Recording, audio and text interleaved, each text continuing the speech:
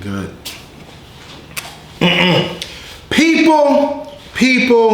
People. It's been some time now. I know I've been away for quite some time. You may be wondering, or you may not care where I've been. When I do these rants, sometimes I need a personal break for me. It's like I have to conjure all the demons of the world inside my body. Then I have to give my body a rest. Y'all seen that one movie, Insidious, where the demons talk through the lady and then she has a weird ass conundrum and then she needs to lay down? That's like me. Summoning the spirit of fuckery through my body takes a lot on me. So I appreciate the patience. We got new sponsors. If you want to hit the Manscaped, you know the Manscaped. Just use my code GKJ20 and you get it. Remember how we said we don't give a fuck about the money? Well, people give a fuck about us, so they want to give us money. Isn't that a great joy? So today, I was at the local job. You feel me? My job, what I do outside of here. So I was doing my business, minding my own business, and this motherfucker who's not my supervisor came up to me talking like he's my supervisor. First of all, Todd, we make the same amount of money. You don't need to be in my motherfucking business. So I thought I'd talk about workplace fuckboys or fuckboys in general. If you watch this, you know how I feel. You have three types of people in the workplace. People who think they the boss, people who eat other people's food, and people who don't mind their motherfucking business. And I'm gonna just add one more. That motherfucker who's always snitching, not minding their business. So this is in no order. This goes out to you, and to you. Motherfucker, if you see me doing something that doesn't pertain to you, that doesn't pertain to your specific job, that doesn't pertain to what the boss told you to do, mind your motherfucking business. You end up in my business telling me what to do. Sir, we work on two different things. We work in two different assembly lines. Sir, we work in two different sections of the world. What you do and what I do are not the same. So when you try to come tell me how to do my job and you don't even know what the fuck you're talking about, you sound stupid. You know that one village idiot Cletus up in The Simpsons? You say, gosh, Marlene, I feel good. You look like him. Get the fuck out my business. This goes out to you, Jeffrey, always in the refrigerator looking at people's food. If I catch you again, ain't no HR. There's only H and R, and the way it's looking right now, not good for you. I seen your hand game. I seen you get knocked out by the cleaning lady, and she just hit you with a broom and you fell to the floor. Don't do it again, my boy, because if you do that, you act sloppy floppy, then you have to go and get photocopied. And the way it's looking right now, I'm gonna put you on the pavement. This is a pavement king right here, and I'm gonna smear you on the ground like an old It poster when you drag them kids in the sewer. It's not gonna be nice. All you people in the workplace, if you have an issue with somebody else, please don't go tell and snitch. First of all, you should find a person and be like, hey man, XYZ happened. I think we should talk about this. Cool. Don't go see something on the internet, then you talk about he did something when he didn't even have to do with you, because you know what you didn't do? You didn't mind your motherfucking business. If people in Candyman didn't say his name, he wouldn't have an issue. He wouldn't come out the mirror and fuck you up one time for the one time. And the person who thinks you're a supervisor walking around taking notes, when your review comes and you don't get a raise, it's probably because your work conduct doesn't reflect your work ethic. So what does that mean? Your boss grades you on a 1 to 10. What you do and what you do to mind your business. If he see you in other people's business, 9 times out of 10, it sounds like you're not doing your fucking job. That's right. What? Huh? What do you mean, oh me? And then you go bitch about it to me. Man, do you believe the boss didn't give me a raise?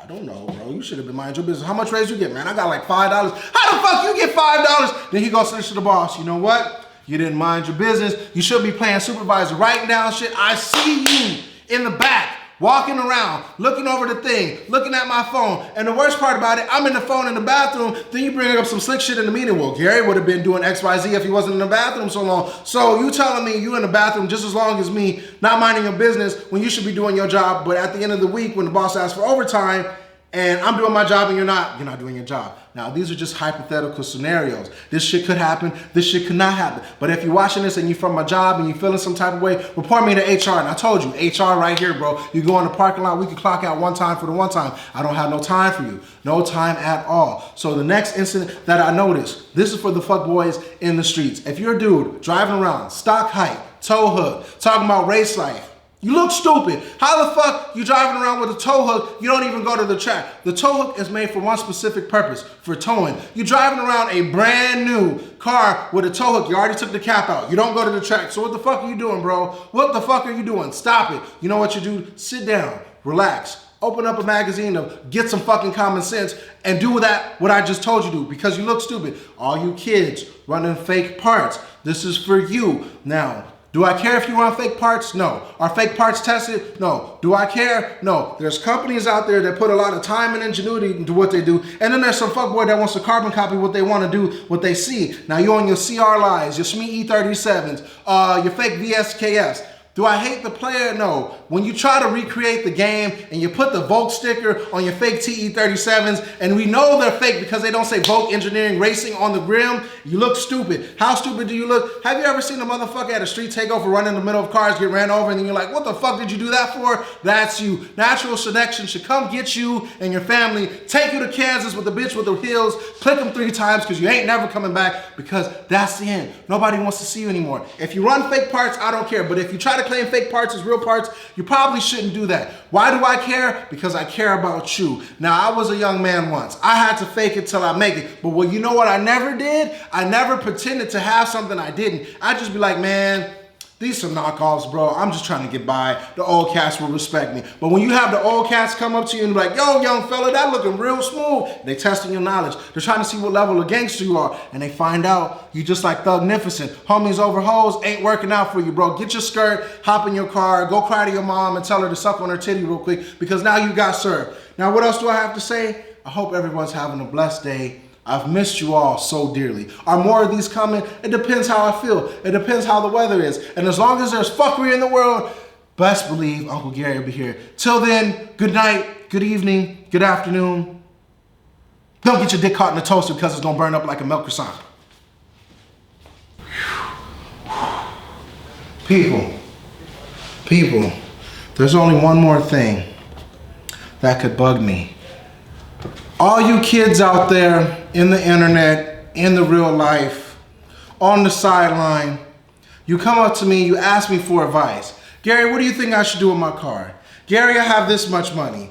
Gary, I need this. Gary, I need that. But what you don't do is take the advice. You say, Gary, I have XYZ car and I want to do XYZ swap. What do you think I should do? I say, hey, how about you just leave it alone and you probably drive the car the way you should. And then you know what happens 4 months later? I see your car apart. Then you're wondering, Gary, what the fuck should I do next? How about this? Don't ask me for my fucking advice. If you're gonna waste my fucking time, someone else's time, or your father, mother's, I don't fucking care who it could be. You waste somebody's time, they give you solid advice, then you go down a different path, then you know what happens. Then you get hit with the big what? I told you so.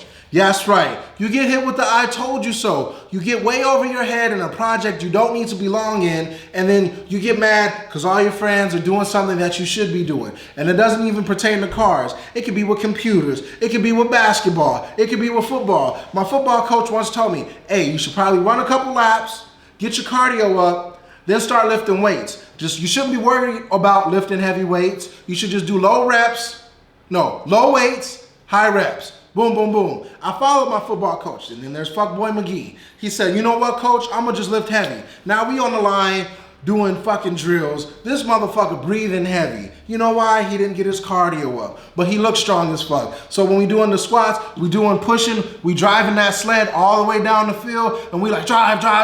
He's already gassed out 5 steps in, and I'm over here just pushing this shit by myself. So when we do face-to-face drills, that motherfucker, yeah, he's strong, but you know what he didn't get? The cardio. You know why? Because he wasted coach's robbed time asking for advice about something he knew he should do, but he didn't do it. People, it's just as simple. If you shut the fuck up and don't waste my time, maybe somebody will actually help you. But if you actually ask somebody for help and then waste their time, what is the incentive of them helping you? It's a full circle. Now, do I know everything? No. Did my coach Rob know everything? No. Does my grandma know everything? Rest in peace? No. But what they did, they had a formula called life experience. They've been through this already. Coach Rob was probably out there, gassed out of his ass, not knowing what he was doing. Then he found a formula that works. I had to go through it, so you have to go through it. But what I'm trying to do, the goal here with these rants is to prevent you from doing something stupid and cataclysmic to your life. That's a big ass word. Rants, if you're watching this, type in the comment cataclysmic, because I'm probably fucking it up right now. You're gonna do something trifling, something backwards. That's what we call it. My boy Clint, ass backwards. Those kids practicing big ass air tricks at the skate park, sitting on the ledge, not knowing what they're doing. You should probably be focusing on bunny hops, ollies, grinds. You shouldn't be worried about backflips. You shouldn't be worrying about the 900. Motherfucker, you can't even drop in. Motherfucker, you can't even bunny hop. Motherfucker, you can't even no-hander. Motherfucker, you can't even shove it. So do the basic thing. Listen to somebody that's been through this before, because if you don't listen to somebody that's been through this before, you know what, you're gonna get hit with life. And when life kicks you in the ass, it's a terrible mistress, because now you have to pay the ultimate thing called consequences, sacrifices, double takes. See this motherfucker? If I listened to you, Miguel, the first time about that 44 mil wastegate instead of 38, I wouldn't have to get tuned twice. Now, how much does a tune cost? $800. Twice. That's $1,600 on one tune when I could have done it once. Bought the right the wastegate I bought was like 300 bucks. I needed a new wastegate, that's $400. How much is that? That's $700 I wasted. On top of the $1,600, that's right, a lot of money. That's almost $2,500 in mistakes. That could have been solved by a simple $1,200. Please, people, don't waste people's time. Time is valuable. Time is not something you can buy. You can't recreate. None of us are the Flash. We don't have the Speed Force. I ain't fast enough to fly through this motherfucker and do a flashpoint paradox and do everything over again and then have my mom as my dad and my dad as my mom. That's as simple as facts. Did you drop this? Oh, gotcha, bitch.